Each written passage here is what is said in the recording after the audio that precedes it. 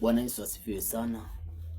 Siku ya leo niko na furaha kwa ajili ya kufundisha neno la Mungu kama ilivyo kawaida yangu, na nina imani ya kwamba hata wewe una furaha kwa sababu umejiandaa ili kufundishwa. Leo ningependa nifundishe kuhusiana na kuishinda roho ya mauti ama defeating the spirit of death. Roho ya mauti ni roho ambayo kazi yake ni kutoa uhai ndani ya mwanadamu ama kutoa uhai katika vitu vya mwanadamu ambao vimemzunguka mtu. Sasa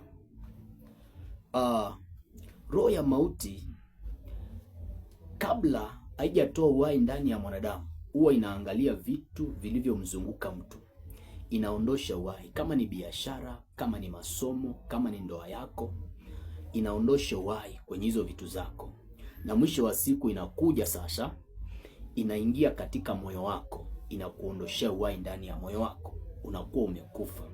Ndio maana maandiko yanasema linda sana moyo wako kuliko vyote uvilindavyo, kwa maana ndipo zitokazo chemichemi za uzima, chemichemi za uhai. Bwana Yesu asifiwe sana. Sasa ningependa tusome maandiko katika kile kitabu cha Yohana. Tuanze tu kwa utaratibu. Kuna mistari mingi ambayo nitakuwa naisoma pale, lakini ningependa nisome nikiwa naelezea, kwa sababu nikiamua kusoma saa hii itakuwa ni mistari mingi sana. Kwa hivyo nitakuwa nasoma nikiwa naelezea kila mstari baada ya mwingine. Kitabu cha Yohana mlango wa 10. Nataka tusome ule mstari wa 39. Maandiko yanasema hivi: wakatafuta tena kumkamata, lakini akatoka mikononi mwao. Huyu ni Yesu anazungumziwa hapa. Maandiko yanasema siku moja kulikuwa na sikukuu katika ile hekalu ya Solomoni huko Yerusalemu. Yesu akaamua aende huko hekaluni. Alipoenda kule akapewa nafasi ya kufundisha neno, na akiwa kule maandiko yanasema ya kwamba akawafundisha watu neno vizuri, lakini Wayahudi wakamzunguka wakamwambia, leo lazima utuambie kwamba wewe ndiye Mungu ama hapana. Lakini Yesu alikuwa amewaelezea, ni vile wako wameelewa kabisa, wakawa wamemshika mateka, wamemzunguka wakamwambia, lazima leo utuambie waziwazi kwamba wewe ndiye Mungu. Bwana Yesu asifiwe sana. Yesu akaanza kuwafundisha, akawaambia kuna maandiko yanasema ya kwamba ninyi ni miungu, akawaambia kwamba ninyi ni wana wa Mungu, lakini wakawa waelewi. Mwisho wa siku Yesu akasema kwamba yeye na baba yake ni kitu kimoja, anamaanisha kwamba yeye ni Mungu. Hapo ndio Wayahudi wakawaka moto, wakataka kumuua Yesu. Maandiko yanasema kwenye kile kitabu cha Yohana mlango wa 10 mstari wa 39 kwamba wakatafuta tena wamkamate, lakini akatoka mikononi mwao. Wakati ule Yesu alikuwa anawindwa na roho ya mauti. Maandiko yanasema ya kwamba walikuwa wamerokota mawe ili wampige mawe wamuue. Alikuwa anawindwa na roho ya mauti. Sasa kuna kitu ambacho nataka ukione mahali hapa. Maandiko yanasema hivi,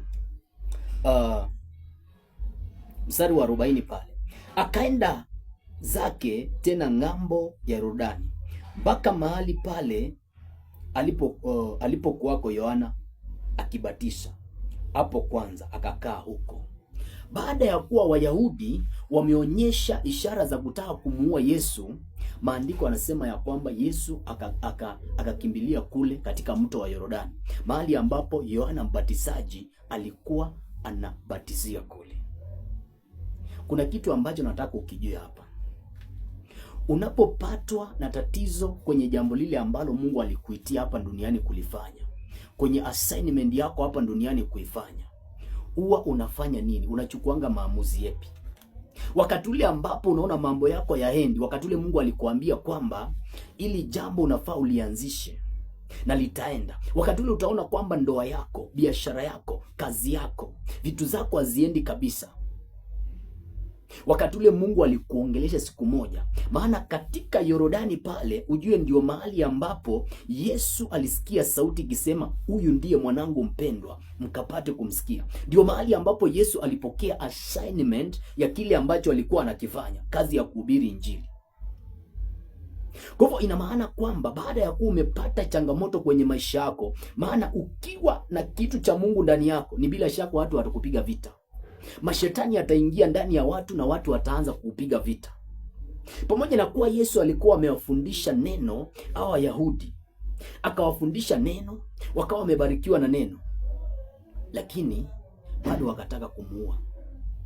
Kuna kitu ambacho unafaa ukijua hapa, kwamba unaweza ukawatendea watu mema lakini wakakulipa kwa mabaya. Unaweza ukawa mwema kwa watu lakini watu wakawa sio wema kwako. Yesu akawafundisha neno lakini mwisho wa siku wakataka kumuua. Ndio maana maandiko yanasema kwenye kile kitabu cha Zaburi 34 mstari wa 19 ya kwamba mateso ya mwenye haki ni mengi, lakini Mungu humponya nao yote. Sasa ndio Mungu akuponye na hayo mateso yote ambayo yanakuzunguka, na hizo taabu zote ambazo watu wanakuonyesha, na hizo changamoto ambazo unazipitia kwenye kazi yako. Lazima ufahamu kwamba ni wapi ambapo mbingu zilifungukia, ni wapi ambapo ulisikia sauti Mungu akikwambia ya kwamba unafaa sasa uende ukafanya kazi yake. Unafaa ujue eneo ambalo Mungu alikuitia. Ujue mahali ambapo ulisikia sauti ya kwamba hiki nakifanya ni Mungu aliniambia nikifanye, na uende hapo ndio upate mashauri, ndio upate nguvu mpya, ndio upate upako mpya, ili uliendee lile jambo ukiwa na nguvu mpya. Bwana Yesu asifiwe sana. Haleluya.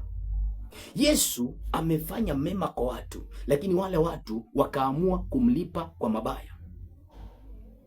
Bwana Yesu asifiwe sana. Lakini yeye akaamua wacha aende akatafute uwezo mpya ili ashinde ile roho ya mauti ambayo ilikuwa inamuinda. Na hapa ndio sasa kuna umuhimu wa kujua spiritual father, ama kujua mentor wako, ama mtu yule ambaye alikuelekeza katika kile kitu ambacho unakifanya. Urudi mahali ambapo alikuwa anafanyia kile kitu, ndio akili zako zirudi sawa, ama umuendee yeye mwenyewe umwambie kwamba Bwana, kuna mambo yangu ambayo hayaendi sawa. Najua kuna mtu ambaye alitumwa na Mungu akakwambia kwamba wewe unafaa kuwa mfanyabiashara. Kuna sauti ulisikia ukiwa unatembea, hata kama sio mtu alitumwa na Mungu. Ukasikia kwamba mimi nafaa niwe mbunge, lakini unaona kwamba mambo hayajakaa sawa. Kuna vile ambavyo vita imekuwa kali. Huu ndio wakati ambao unafaa kukumbuka. Yesu akakumbuka, kuna mahali ambapo nilisikia sauti ya Mungu ikiniambia ya kwamba mimi ni mwana wa Mungu, sasa nafaa niende nifanye kazi. Yesu akarudi Yordani. Kumbe Yordani kwa namna nyingine ilikuwa ni madhabahu, ilikuwa ni lango la mbinguni. Palikuwa ni mahali ambapo Mungu alikuwa amepandaa ili kwamba akapate kukutana na wanadamu. Ukisoma kwenye maandiko yako vizuri, Musa alikuwa amelisha kondoo wa Jethro katika maeneo tofauti, lakini alifika eneo fulani, maandiko yanasema ya kwamba Mungu akamtokea pale kwa mfano wa kichaka ambao kinachomeka lakini hakiteketei. Akamwambia, fua viatu vyako, kwa maana eneo hili, kwa sababu mahali hapa ni patakatifu. Kuna maeneo ambayo Mungu ameyatakasha ili kwamba ukienda pale utakutana na Mungu, utakutana na nguvu za Mungu, utakutana na upako mpya wa kuliendea lile jambo ambalo unaliendea. Na hapo ni pale mahali ambapo ulisikia sauti kama Mkristo, Mungu akikwambia kwamba endelea mwanangu kufundisha watu, endelea kufanya kazi ya Mungu.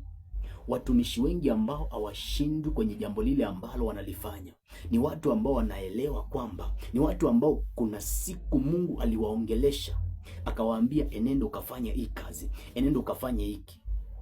Ile eneo sasa ambao walisikia hiyo sauti, huyo mtu ambaye alitumwa na Mungu ni mtu wa maana sana, na hiyo eneo ni eneo la maana sana. Yesu baada ya kuwa amekutana na changamoto, maandiko yanasema ya kwamba akakumbuka kuna mahali ambapo mbingu zilifunguka zikaniongelesha.